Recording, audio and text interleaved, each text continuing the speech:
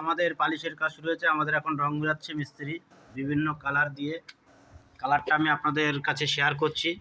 মিস্ত্রি কালারটা খুলুন একবার, কালারটা খুলো।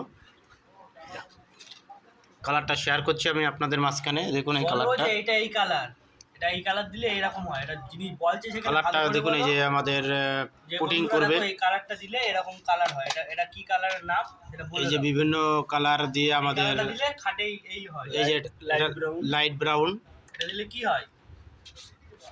সিঁদুর। এটা হচ্ছে সিঁদুর,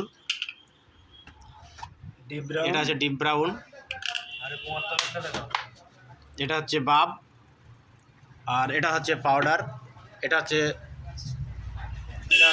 সিলার দিয়ে সব কিছু মিল করে এটাকে বানানো হয়েছে।